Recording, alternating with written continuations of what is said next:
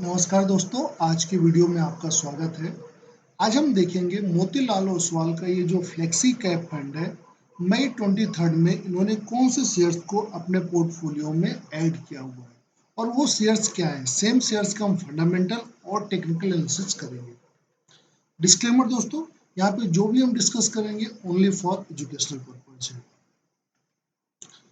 दोस्तों, ये जो हम सीरीज कर रहे हैं और वीडियो बना रहे हैं, अगेन एंड अगेन मैं कह रहा हूँ कि इसका पर्पज क्या है। तो यहाँ पे जो मैं इस चीज़ से प्रेरित हूँ, पावर ऑफ क्लोनिंग के बारे में।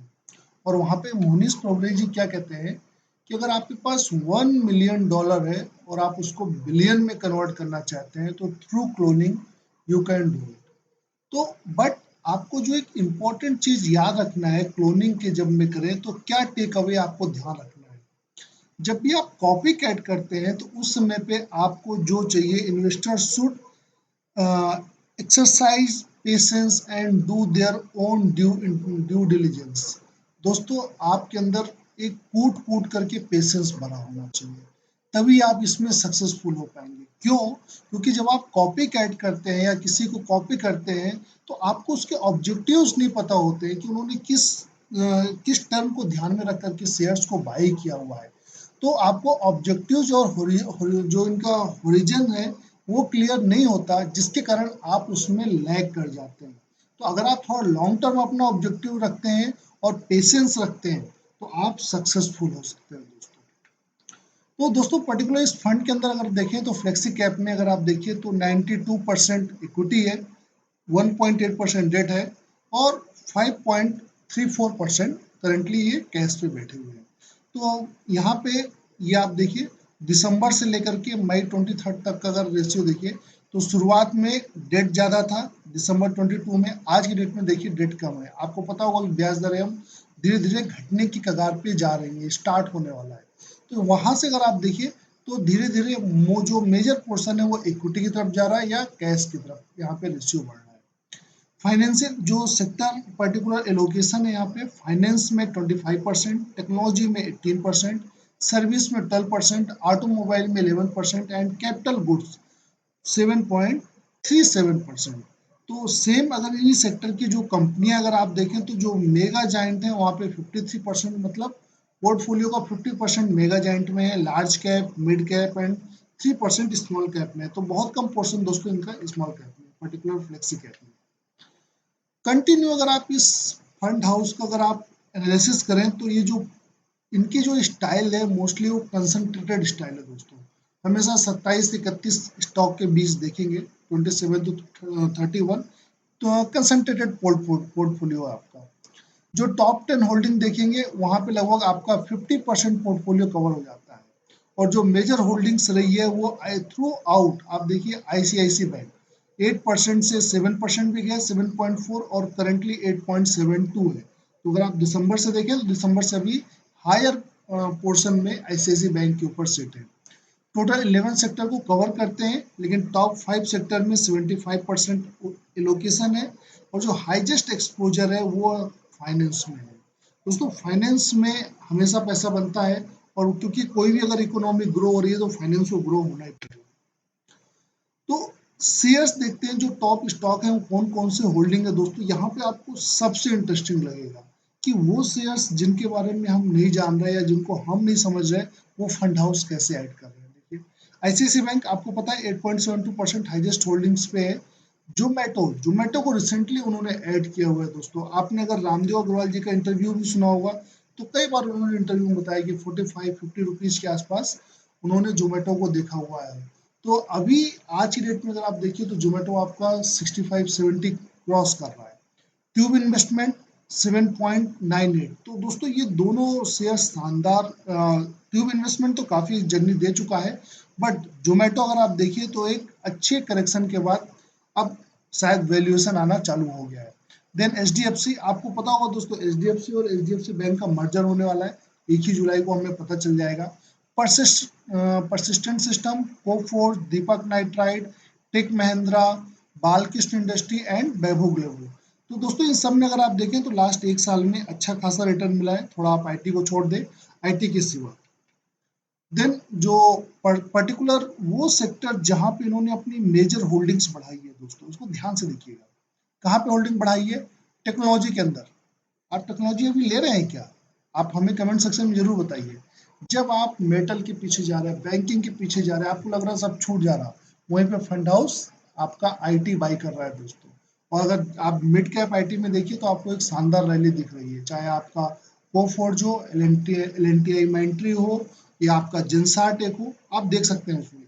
देन जो मेजर होल्डिंग, अगर आप मेजर चेंज देखेंगे तो आपका ऑटोमोबाइल सेक्टर्स के अंदर है, वहाँ पे आप देख सकते हैं, और लिटिल बिट केमिकल सेक्टर।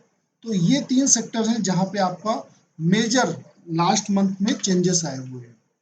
तो आप जो शेयर्स हैं, कौन से शेयर्स ऐड हुए हैं दोस्तों, यहाँ पे ध्यान से देखिएगा। मई में ये देखिए दोस्तों, लगभग 7 पॉइंट, आप समझ लीजिए कितना, 50 से ऊपर है, 7.86 मेजर होल्डिंग दोस्तों जोमेटो के ऊपर। एक पहले फ्रेश बाइंग हुई थी, कहाँ पे आप देखिए, ये अप्रैल में, और मई में पूरा दम लगा के बाई कर दिया मोतीलाल ओसवाल ने जोमेटो को, और इसीलिए आपको अगर प्राइस भगा है तो मुझे लगता है शायद यही एक कारण हो सकता है। देन फ्रेश एंट्री मई में उन्होंने कोफोर्ज के ऊपर लिया है दोस्तों। कोफोर्ज जो अभी हम चार्ट में डिस्कस करेंगे, आप देखेंगे कोफोर्ज भी ऊपर टंग रहा है। देन परसिस्टेंट सिस्टम, देखिए लाइफ टाइम हाई तोड़ करके ऊपर चला गया था persistent system, right. Then Tube investment.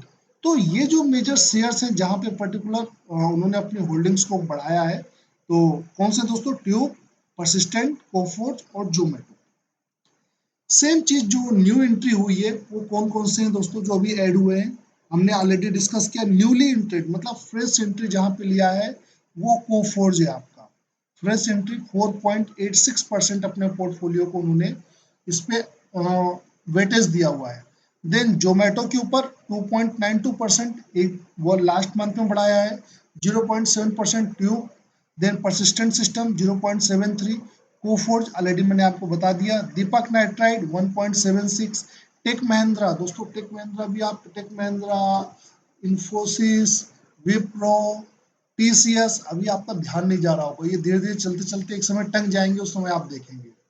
Then आपका बाल्किस industries, CG Power and Bajaj Finserv. दोस्तों बजाज फिंसर्व और बजाज फाइनेंस, आप देखिए 1250 1260 से बजाज फिंसर्व आज 1500 के रेंज में जा रहा है। तो आप देखिए एक अच्छी रैली हो चुकी है दोस्तों। अब यहाँ पे दोस्तों क्या ये शेयर्स उन्होंने मई में ऐड किए, तो क्या अभी ऐड करने लायक है? उसके लिए आपको वैल्यूएशन समझना पड़ेगा। क्यों? क्योंकि जो हम सब जानते हैं वो जानते हैं प्राइस। क्यों हमें चार्ट पे प्राइस दिखता है, व्हाट वैल्यू नहीं देखते हैं। तो आपको उसको वैल्यू देखना पड़ेगा, क्या वहाँ पे वैल्यू बाइंग है कि नहीं। तो करेंटली अगर आप देखिए जोमेटो को, अगर आप देखेंगे, मैं आपको वैल्यू बाई बताता हूँ। वहाँ पे अगर देखिए जो इसका वैल्यूएशन है, आपको दो शेयर्स में आपको वैल्यूएशन अच्छे दिखेंगे अभी। एक है आपका बजाज फिनसर्व, दूसरा है आपका टेक महिंद्रा। इन दोनों को अगर आप शेयर्स को अगर आप देखते हैं तो इनका जो वैल्यूएशन है आपके रेंज में है, शेयर्स अभी ऊपर नहीं गए हुए हैं, तो वहाँ पे आप इसको देख सकते हैं। बाकी आप Coforge, CG Power, Tube Investment, Persistent System, Deepak Nitride, ये सब आपके थोड़ा वैल्यूएशन इनका अपर साइड में चला गया है। सेम चीज को अगर आप शेयर होल्डिंग पैटर्न देखें तो वहां से आपको बहुत सारी चीजें समझ में आती है दोस्तों शेयर होल्डिंग से। यहाँ पे सबसे पहले हम देखते हैं प्रमोटर क्या कर रहा है। आप देखिए दीपक नाइट्राइट के अंदर प्रमोटर ने लास्ट क्वार्टर में दबा के माल उठा लिया, कितना? 3.41%। और यहीं पे अगर आप सेम टाइम देखते हैं तो कोफोर्ज के अंदर प्रमोटर ने उसको वहां पे सेल किया हुआ है। ठीक दोस्तों, ये आप होल्डिंग्स पे जाके देख सकते हैं।